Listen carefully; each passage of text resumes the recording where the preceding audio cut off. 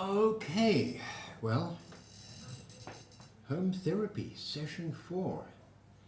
So today, Doctor, because it's just you and I, we'll get back to Once Upon a Pub. There's a second part to that, but I've got to get something that I've recently come to understand. Let's share this one. I have always been misunderstood because I have a very strange outlook towards finances, money in general. And I think it stems back, in fact it must stem back to an incident in my early teens that kind of was a life experience, bar none. And it goes something like this. As at Sandown High School, right? Well, school wasn't quite finished then. It was the second year in, Standard 6 and Standard 7. And so we used to have assembly in the bicycle shed because the school wasn't complete and they were still digging out the rugby fields. And I remember the bulldozer one day came along and it uncovered a seam about that thick of amethyst, pure, man, like it went for yards, meters. And, you know, school bell would go and, hey, the whole school would go charging down with a little, whatever we had, and dig these things out. I mean, I had an amethyst this size in the bottom of my fish tank. Anyway, back to Sandown High, and why this is kind of important. I remember this one guy, I can't remember his name, a mate at school was selling his racing bike. And this is the thing, you know, when you're that age, some of the kids had like the 50cc buzz bikes, but racing bike, and it was a rally, it was metallic green, 5-speed with the old curved handlebars. I mean, you know, the brakes on either side was like the real deal, pointy saddle. And I really wanted those, you know, and I would cycle to school, Rivonia and Sandown High, were like different levels, right? I mean, it was quite a climb up to Sandown from Rivonia. And at that time they hadn't the dual carriageway that they were in the process of still trying to build. Anyway, this rally bike is what I really wanted, because up until then I'd only had one bike. And I'd never admitted it, but, you know, when Mum and this was still the original, I think, Mum and Dad, same dad always, bought this bicycle, I was 10, to the one I learned to ride on. It was like scary, but it was a big boy's bike, and it was black, a little bell and a back pedal brake. It was like the most unfancy bike compared to all the other kids who used to rock up with coloured bikes, you know, blues and greens and different brand names. But I couldn't admit it, but it was a bicycle, goddammit, and it was a rack at the back for a school case, and yeah, okay. Anyway, this was my dream bike. So your man says to me, your kid, my mate says to me, he's selling his bike for 36 Rand. Now, for me, that was an absolute fortune. I think it was making, give you an idea, maybe I think 50 cents a week was pocket money. So calculate that, and this has nothing to do with anything, but a rand in those days was even stronger than the dollar. Anyway, so I go back to, anyway, cut a long story short, I go to Dad, and the bottom line, he says, I will give you the money for that bike, you know, but you've got to do a holiday, summer job, and I'll pay you the full amount when it's done. For the whole bike, yeah, all 36 Rand. What are you going to do? Paint the pool fence. You know, holidays are coming up. Really? Yeah, absolutely. So I can go and tell the guy to hold it, that I'm definitely going to buy it. And he says, you definitely finished the fence, old boy. You got yourself a bike, right? So I was searching. I went to school the next day and I said to whoever it was, it might have been Stuart, somebody else, I said, hey, I've got the money and I told the circumstances, don't sell it to anyone else. You promise this is the price. Absolutely. So that, you know, next term I can start off with this, wow, I'd be so proud. My dream bike, right? So I got this bloody job and I thought, no problem. Now, the pool we had was an old pool with the sand filters before creepy crawly munchers and shit.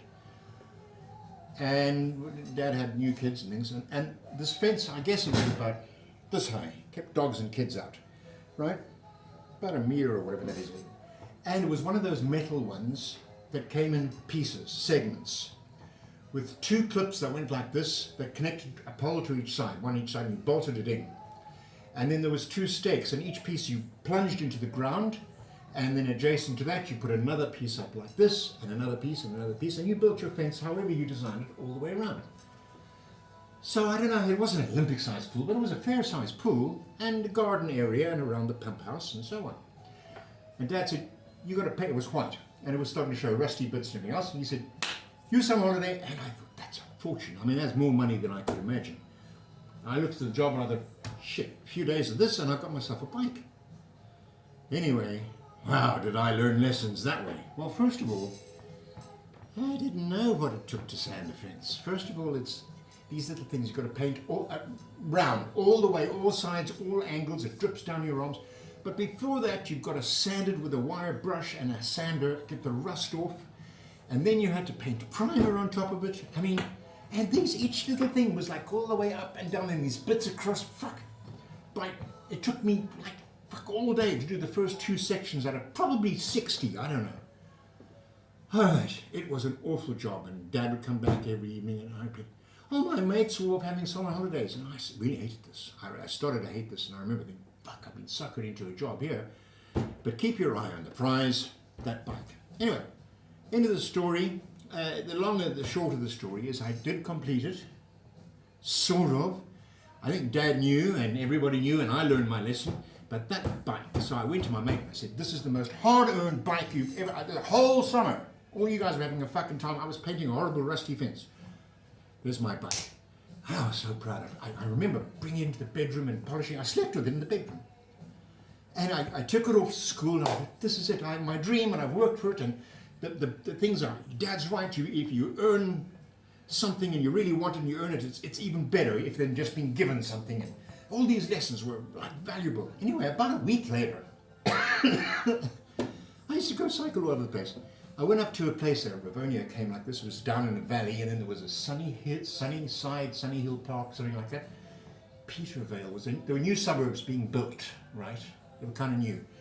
We lived in a Homestead Avenue in Rivonia, and it was still a dirt road, and it was a straatloopdood, walking dead street. Street walks dead, is what the Afrikaners used to call it.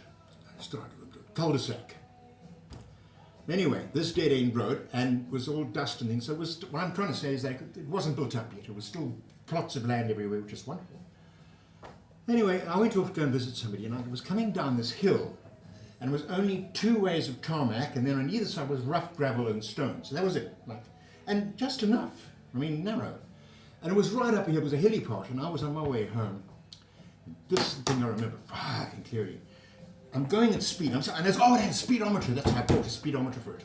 And I was doing like fucking 50 miles an hour or some shit. It was like down the hill, and I looked up. I kept on. I didn't have wing mirrors, but I remember looking on my shoulder. And here came the menace of any cyclist in Africa, a Putco bus. Now, a Putco bus was the buses that used to go to the townships. The black, they were green. Okay. Later on in life, I'd have a history of those things that was much better. But these huge buses, they were big square, just like big metal boxes. And he's coming down the hill, and I'm going, fuck. And I can't pull over because I'm going to bounce on these pedals, and there's a barbed wire fence there, and I'm going to, fucking no way. So my one choice is I've got to stay and just grip tight and everything else, and I can feel and hear this bus coming at me, and this car's coming this way. So it's like, narrow road, and I'm going, Jesus, Mary, and Holy St. Joseph, Jesus, Mary. I could hear my mother's voice, Jesus, Mary. And the bus came, and I didn't close my eyes, obviously, but I went, fuck, this is like really dangerous. Anyway, it came past me, and I swear to God, I'm doing a lot of speed anyway for a guy on a new bike. And a bus comes, and these guys used to tear. I mean, anybody will tell you, these bus go, they didn't fuck around, man. They put their foot down too. Anyway, zoomed past me with like that much, to spare. And the wind almost blew me off, but I managed to control it. Anyway, I managed to slow it down and get the brakes. Remember, not the forward one, because you go this way. Back, all new. I came down, and my heart was... I went, fuck. That was fucking... Whew.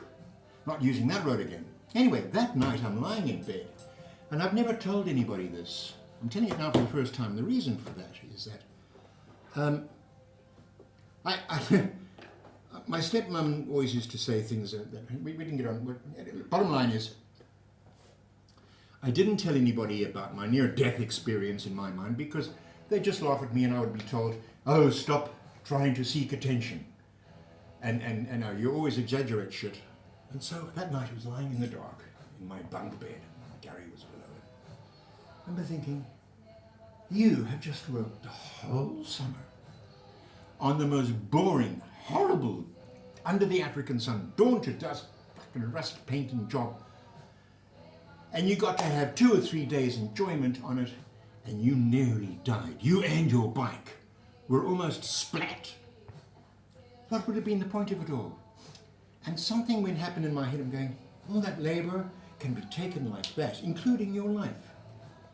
And I think that was something that altered my psyche towards working, hard work, and what can happen with money, and how fragile everything is, and money is fuck all. It doesn't actually mean anything. And since then, I think that was this sowed the seeds of what I held at for my life. That was it. And just to finish off, why I didn't tell anybody until now, obviously, in this story, was, Pam, stepmom, well, give you an example.